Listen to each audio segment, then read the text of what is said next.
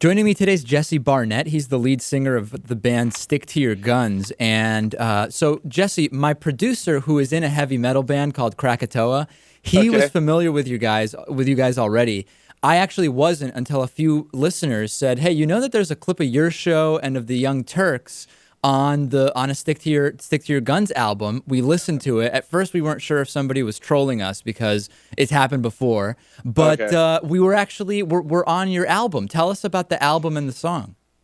Well, you know, we got, I don't know how we came across it. Actually, my bass player found the episode of you talking about it. Yeah. And we, at first I was like, oh boy, like, are they going to be pissed about it? I wasn't sure, you know what I mean?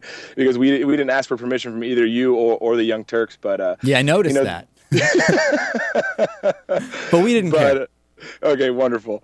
So the song is a anti-homophobic song, and as you know, in this country, and people using their religions to try to take away the rights of other people, and that we when I heard both those clips, I was like, at first I was like, I don't know which one to use, which one I want to use more, because they're both very powerful clips. So we just decided, screw it, we'll put them both together and use both of them.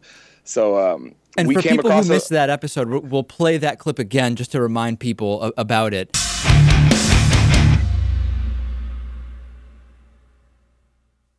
If someone is gay, you can't force them to be straight. If they're straight, you can't force them to be gay. You can't force people to be something they're not. But some people try anyway.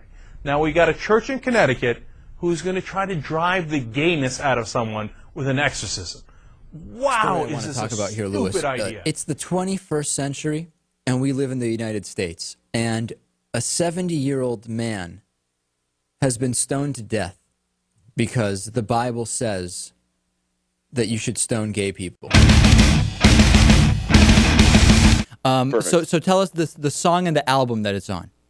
It's a song that is called "Life in a Box," and the album is the song is on our album that we put out maybe about a year and a half ago. It's our most recent album called Diamond. Awesome. So are you guys are progressive values a big thing within the band, or is it just this one song or maybe this one topic for people who aren't familiar with you? Even more so, it's this kind of music. Hardcore music for me when I was growing up, it was always, you know, I always felt like a lot of teenage and preteen kids feel. There's that angst, but that we all feel.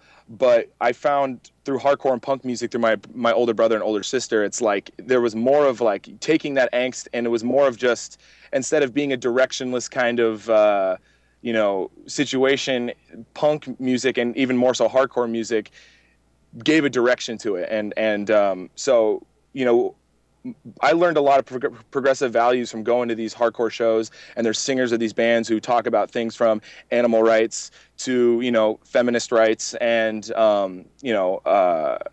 they speak out against homophobia and racism and things like that. So it's like when I first went to these kinds of shows, and I immediately identified with all these kinds of things, and so the next logical step was to start a band and kind of you know, carry the torch of definitely everyone in the band feels the same way, the values that the music holds. So that's why I think, you know. Yeah, I mean, it's funny because, you know, when I talk to my producer, I'm like, and again, he's in a heavy metal band. I think to myself, when I think of like the typical heavy metal concert, I don't imagine we're dealing with like really progressive people. But then he says to me, no, it's like the music is one thing, but when you actually show up there, it's people who are very open-minded, non-judgmental, and it's really, generally speaking, a pretty progressive environment. For sure, and I think it's because all the people there know what it's like to feel kind of rejected and outcasted. So it's like they would never want to push those kinds of feelings onto anybody else. So it's almost like we're all freaks together. So we know what's kind of we know what that feeling is like. So we wouldn't ever want to kind of project that kind of hatred or small-mindedness onto other people. So where's your band based, and where are you guys right now? We are we're actually in between Omaha and Des Moines, and we're from Orange County, California. Okay, so you guys are touring right now. Yeah, we're on tour right now. Is it a grind? Like I've talked to, I've been in touch off and on with Stu Brooks, who right now he's with Dub Trio and they're touring with Modest Yahoo. And yeah. I was talking to him about they're on a bus and about the day in day out tour schedule, and you're sleeping on the bus between cities. What's the experience like for you? It's it's a little bit. We have like a smaller kind of bus. It's a Sprinter. It's like a Mercedes Sprinter van. Yeah. But it's been built. It has 4 bunks and it has a couch that pulls out into a bed. And we got TV and Wi-Fi and Xbox and all that good stuff.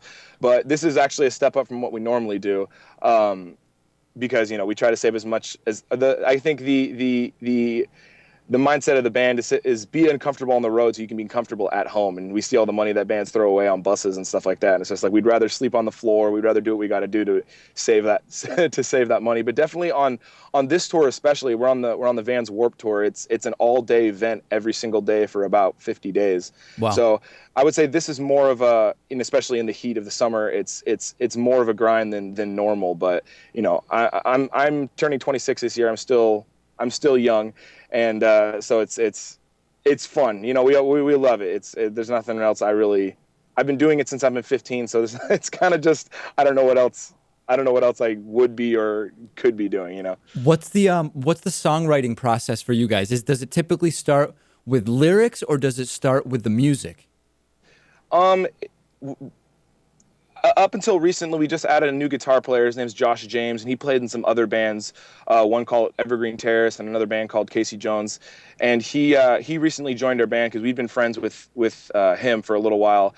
And so he's definitely got to bring something new to the table as far as writing. But before him, it was me and our guitar player Chris that does most of the writing musically, and then I do all of the writing lyrically. Now, I could see something somewhere that could inspire me, and then or I can see one line of something from a book or a movie or anywhere really for that matter, and that can spark all sorts of inspiration. And it's really I get asked this question a lot, and it's actually it's surprisingly I never really know the answer. It kind of just hits me, I guess, so the lyrics for us in this band, and especially this kind of music being the kind of progressive music that it is that's, I would say, the forefront of our band more than anything else.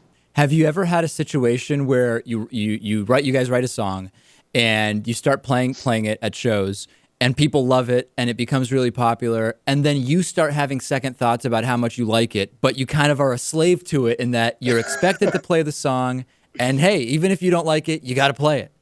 Absolutely. There's songs that we've played, that I wrote when I was 15, and it's like I don't know anyone who's the same person that they were 10 years ago. So especially, the gap from being 15 and what I've learned from being 15 to 25 now, it's like, I play these songs and it's kind of just like, it's almost like that band Blink-182. They're all, 40-year-old men and they're still singing songs about the prom. You know what I mean? It's like, it's the same kind of thing, but it's like, I get torn inside between, these people who support us and are so loyal to us, who we've actually done absolutely nothing to deserve that kind of loyalty from them. They pay money to come out to these shows, so you got to give them a little bit of what they want, but at the same time, you got to hold the integrity of playing the song that you want to play, and realize that you're the one out there. You're away from your family, and we all have girlfriends, and you're away from all these people, and you got to be able to do what you want as well. So you got to find that line and walk it as best you can.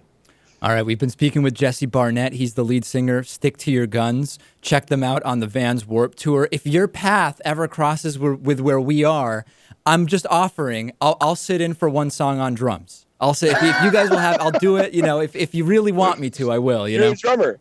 I play drums. Yeah, exactly. Wonderful.